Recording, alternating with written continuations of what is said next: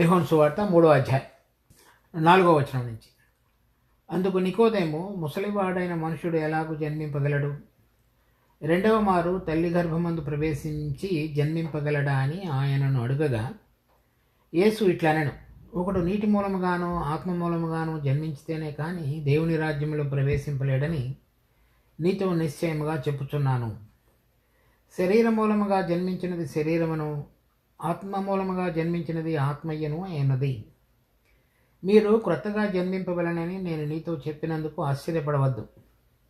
గాలి తనకిష్టమైన చోటను విసురును, నీవు దాని శబ్దము విందువే కానీ అది ఎక్కడి నుండి వచ్చునో ఎక్కడికి పోవునో అది నీకు తెలియదు. ఆత్మ మూలంగా జన్మించిన ప్రతివాడును అలాగే ఉన్నాడనెను. ఈరోజు 8వ వచనం వరకు చూద్దాం.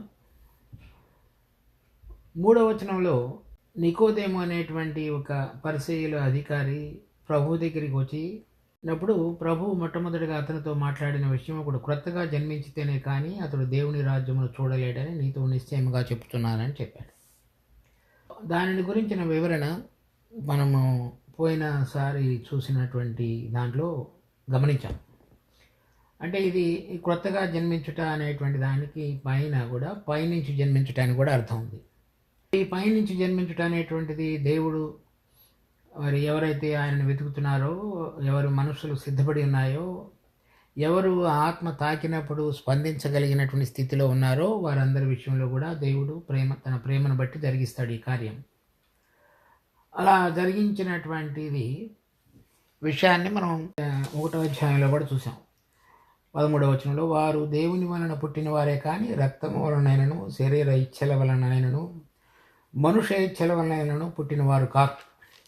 అలా ఈ దేవుని మూలముగా పుట్టడం అంటే దేవుడు తన ఏర్పాటులో, తన సంకల్పంలో, తన ఉద్దేశాలు నెరవేర్చడానికి పైనుంచి అంటే అనగా ఆత్మ యొక్క తాకిడి చేత వారు అంతరంగంలో ఉన్నటువంటి వారి యొక్క ఆత్మలో దేవుని గురించినటువంటి అవగాహనలోనికి తీసుకుని రాగలగటానికి, తర్వాత వారిలో ఉన్నటువంటి మనస్సాక్షి నిమిత్తమై ఒప్పుకోలు అంటే పశ్చాత్తాపంతో కూడినటువంటిది దేవునిని ఎరగటానికి కావలసిన మనసు యొక్క అనుభవంలోనికి తీసుకురాబడేటువంటి విధంగా పరిశుద్ధాత్మ దేవుడు పైనుంచి వారిలో పనిచేయటం అనేటువంటి దాన్ని మనం చూసాం.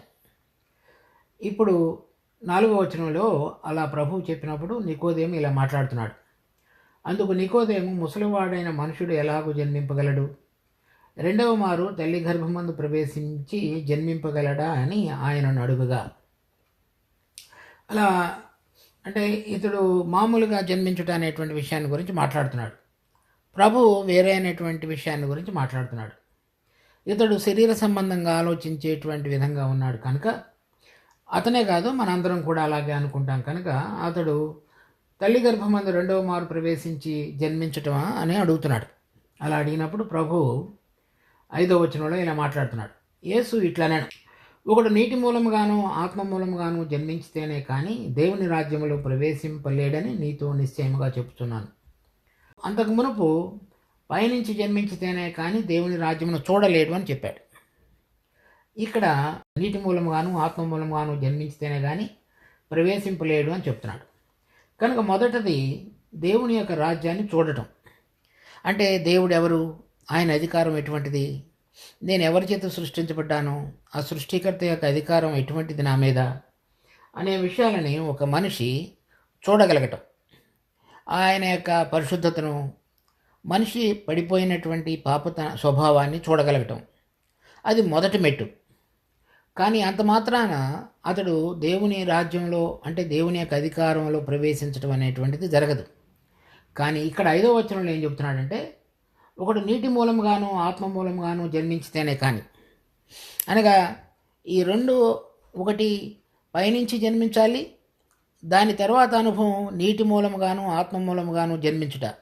ఈ రెండు జరిగినప్పుడు మాత్రమే ఒకడు దేవుని యొక్క రాజ్యంలో ప్రవేశించగలుగుతాడు. ఈ దేవుని రాజ్యం అనేటువంటిది దేవుని యొక్క అధికారానికి గుర్తు. దేవుడు ఎవరి మీద ఇప్పుడు అధికారం చేసేటువంటి విధంగా ఆయనను రాజుగా వారి వారి జీవితాలలో ప్రతిష్ఠించి ఆయన అధికారానికి లోబడుతూ జీవించగలిగినటువంటి కొంత సముదాయం ఉన్నదో దానిని దేవుని యొక్క అధికారం అని అనొచ్చు, లేకపోతే దేవుని యొక్క రాజ్యం అని అనవచ్చు. అందుచేతనే లూకా సువార్త 17వ అధ్యాయం 20వ వచనంలో ప్రభు మాట్లాడినప్పుడు దేవుని రాజ్యము మీ మధ్యనే ఉన్నది అని చెప్పాడు. అంటే ఎవరైతే ఆయన యొక్క అధికారానికి లోబడుతూ ఆయనను రాజు ప్రతిష్ఠించి ఆ పరలోక సంబంధమైనటువంటి అధికారాన్ని వాళ్ళ వాళ్ళ జీవితాలలో అనుమతించేటువంటి స్థితిలోనికి తీసుకొని రాబడుతున్న వారు దేవుని రాజ్యంలో ప్రవేశించున్నారని మనం చెప్పవచ్చు. వారు ఒంటరిగా ఉండటం కాదు, కానీ ఇద్దరు కనీసం ముగ్గురు అనేటువంటి కొంతమంది సముదాయం అయినా సరే వారందరి మధ్యలో దేవుని యొక్క ప్రభుత్వం చక్కగా నడిపించబడుతున్నట్లయితే, అనగా దేవుని చిత్తాన్ని గ్రహించగలిగి దేవుని చిత్తాన్ని నెరవేర్చడానికి వాళ్ళ హృదయాలలో అంతరంగంలో వాళ్ళకి మనసు కలిగి దాని ప్రకారంగా వాళ్ళు నడిపించబడగలిగేటువంటి అనుభవం కలిగిన బిడ్డలని మనం మాట్లాడచ్చు. ఇక్కడ ఏం చెప్తున్నాడంటే, ఈ దేవుని యొక్క రాజ్యాన్ని చూచుట అనేది మాత్రమే కాకుండా ఆ చూడగలిగినటువంటి రాజ్యం, అంటే దేవుడు నాకు సృష్టికర్త, ఒక ఉద్దేశంతో నన్ను సృష్టించాడు, నేను ఆయనను ఎరుగుట మాత్రమే కాకుండా ఆయన నన్ను సృష్టించినటువంటి యొక్క మంచి సంకల్పాన్ని, ఆ ఉద్దేశాన్ని గ్రహించగలిగి చూడగలిగి దానిలో నేను ప్రవేశించగలిగి దానిలో నేను జీవించగలిగి నేను ఈ లోకాన్ని విడిచిపెట్టినప్పుడు ఆయనతో పాటుగా అధికారం చేయగలిగినటువంటి స్థితిలోనికి మార్చబడగలుగుట అని దీనికి అర్థం. దానికి 2 విషయాలు చెప్పాడు. అలా ప్రవేశించాలి అంటే, అంటే ఆ రాజ్యంలో పాలివారం కావాలి అంటే, ఆ రాజ్యంలో ప్రవేశించాలి అంటే, ఆ రాజ్యంలో ఆయనతో పాటుగా అధికారాన్ని పంచుకొని ఆయన కోరిన విధంగా ఆయన యొక్క రాజ్యంలో ఆయనతో పాటు జతపని వారిగా పనిచేయాలి అంటే 2 విషయాలు మన జీవితంలో ఈ కొత్తగా జన్మించిన తరువాత జరగవలసిన విషయాలను గురించి మాట్లాడుతున్నాడు. ఒకటి నీటి మూలముగా జన్మించుట, రెండవది ఆత్మ మూలముగా జన్మించుట అనేటువంటిది చెప్తున్నాడు. ఈ నీటి మూలముగా జన్మించుట అనేటువంటి దానికి అర్థం ఏంటంటే, ఏదైతే మనలో ఉన్నటువంటి పాత స్వభావం ప్రభు అయిన యేసుక్రీస్తుతో కూడా సిలువ వేయబడి ఆయనతో పాటుగా చనిపోవుట అనేటువంటి దానికి గుర్తుగా ఈ నీటి మూలముగా జన్మించుట అనేది అర్థం. కనుక ఒకడు పైనుంచి క్రొత్తగా జన్మించినప్పటికీ కూడా ఈ పాత స్వభావం మనలో పనిచేయటం అనేటువంటిది అనేక మంది క్రైస్తవులలో మనం చూస్తూ ఉంటాం. ఈ నీటి మూలంగా జన్మించినటువంటి విశ్వాసులలో అయితే వారి యొక్క పాత స్వభావాన్ని ఈ బాప్తిజం అనేటువంటి దాని ద్వారా, లేకపోతే ఆ బాప్తిజం అనేటువంటి గుర్తుకు బయటకు చెప్పుట ద్వారా అంతరంగంలో మాలో ఆ పాత స్వభావం సిలువ వేయబడి శరీర విషయంలో చనిపోయాము అనేటువంటి విధంగా వారు సాక్ష్యం ఇచ్చేవారుగా ఉన్నారు. చూడండి, ఉదాహరణకి రోమాపత్రిక 6వ అధ్యాయం 3వ వచనం, క్రీస్తు యేసులోనికి బాప్తిజము పొందిన మనమందరమును ఆయన మరణములోనికి బాప్తిజము పొందిద్దామని మీరు ఎరుగరా. కనుక ఈ బాప్తిజం అనేటువంటి దానికి అర్థం ఏంటంటే ముంచబడుట అని అర్థం. అంటే పాత స్వభావం, మన శరీర స్వభావం, లేక ఆదాము నుంచి మనం సంతరించుకున్నటువంటి స్వభావం అంతయు కూడా ఈ బాప్తిజం ఏమిటా అనే దానికి అర్థం ఏమిటంటే, నాలో ఈ ప్రభు అయిన యేసుక్రీస్తుతో కూడా నేను చనిపోయున్నా అనేటువంటి అనుభవం జరిగింది కాబట్టి, ఆయన సిలువ వేయబడినప్పుడు నేను కూడా ఆయనతో పాటుగా మరణించాను కాబట్టి అనే అనుభవంలోనికి తీసుకుని రాబడ్డాను కాబట్టి దానికి గుర్తుగా నేను నీళ్లలో ముంచి వేయబడుతున్నాను అనే అర్థం. ఈ నీళ్లతోటి ఒకడు క్రొత్తగా జన్మించడం అంటే నాలో ఉన్నటువంటి పాత పురుషుడు శరీర స్వభావము, దేవునికి వ్యతిరేకంగా ఉన్నటువంటి స్వభావం అంతయు కూడా ప్రభు అయిన యేసుక్రీస్తు సిలువ వేయబడినప్పుడు, ఆయన సిలువలో చనిపోయినప్పుడు నేను కూడా ఆయనతో పాటుగా చనిపోయాను అనేటువంటి దానికి గుర్తుగా విశ్వాసి బాప్తిజంలో సాక్ష్యం ఇస్తున్నాడు. ఆ బాప్తిజంలో సాక్ష్యం ఇచ్చినప్పుడు ఈ విధంగా నాలో ఉన్నటువంటి మంచి చెడు అనేటువంటి దానికి ఆధారంగా జీవించే జీవితం అంతయు కూడా, లేక ఆదాము అనేటువంటి మొదటి మనుషుడు ఈ మంచి చెడు అనేటువంటి జ్ఞాన వృక్ష ఫలాన్ని తినటం ద్వారా పొందినటువంటి ఈ శరీర స్వభావం, ఏదైతే దేవునికి వ్యతిరేకంగా ఉండేటువంటి స్వభావం ఉన్నదో అది సిలువ వేయబడింది అని చెప్తున్నాడు, అది చనిపోయింది అని చెప్తున్నాడు. అలా చెప్పినటువంటిది మనము బాప్తిజం అనేటువంటి సూచన ద్వారా నీటిలో ముంచబడుట ద్వారా సాక్ష్యం ఇస్తున్నాం. అది నీటి మూలంగా జన్మించుట. తర్వాత ఆత్మ మూలంగా జన్మించుట అంటే ప్రభు అయిన యేసుక్రీస్తు మృతులలో నుంచి 3వ దినమున తిరిగి లేచున్నాడు.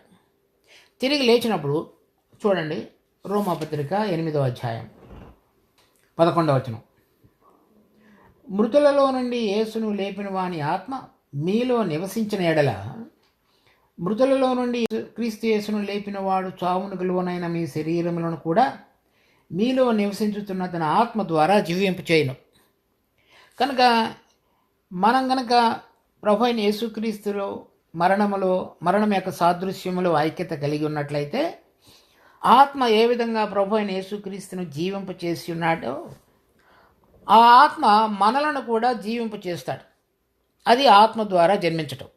అంటే ప్రభు అయిన యేసుక్రీస్తులో సిలువలో ఐక్యపరచుకొని విశ్వాసం ద్వారా పాత స్వభావం విషయమై దేవుని వైపు చూడకుండా మన వైపు చూచుకుంటూ మనలో ఉన్నటువంటి మంచి చెడు అనేటువంటి స్వభావం ద్వారా నడిపించబడేటువంటి శరీర తత్వం లేక పాప తత్వం ఏదైతే ఉన్నదో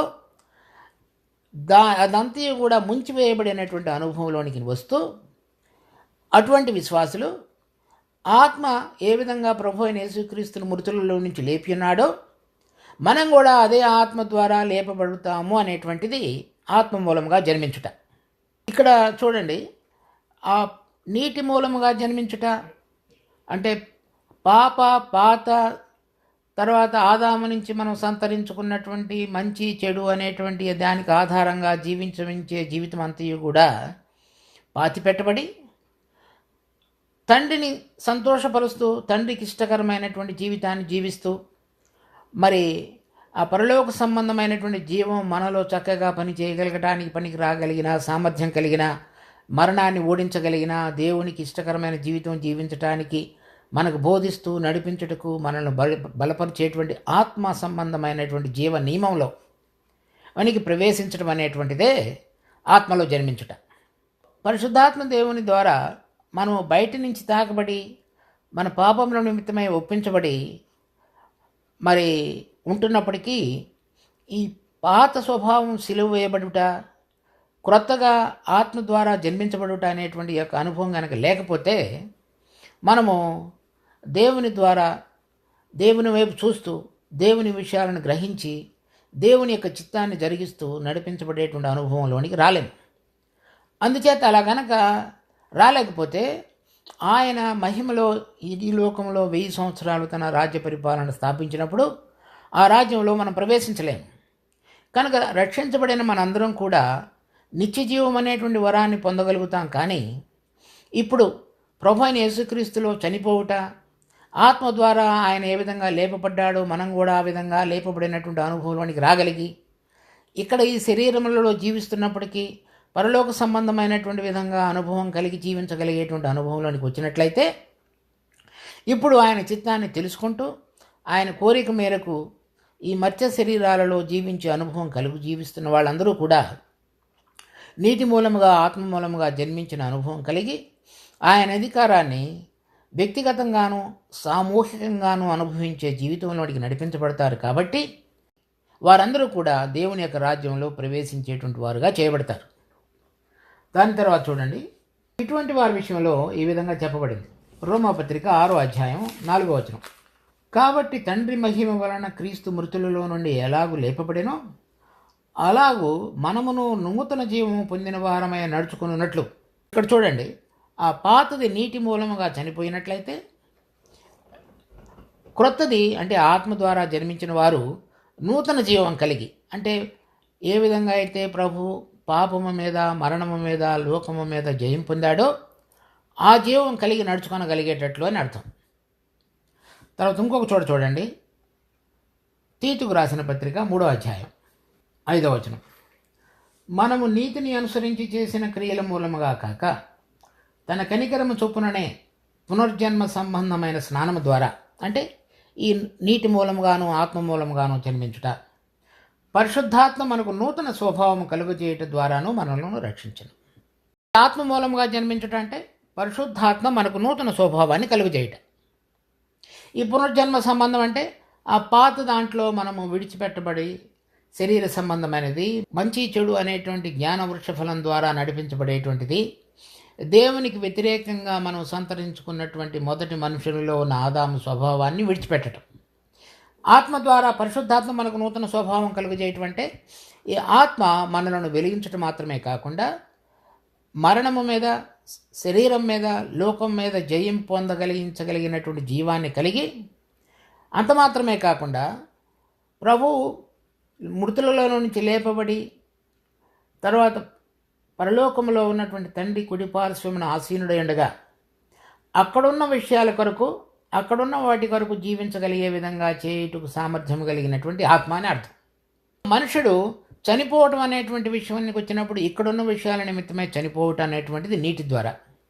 జీవించటానికి అనేది వచ్చినప్పటికీ అది ఇక్కడున్న వాటి కొరకు కాదు, కానీ పరలోక సంబంధమైన, దేవునికి ఇష్టకరమైన, ఆత్మ సంబంధమైన దేవుని యొక్క అధికారం కొరకు జీవించటానికి కావలసినటువంటి నూతనమైన విధంగా జీవాన్ని కలిగి ఉండటం అని అర్థం.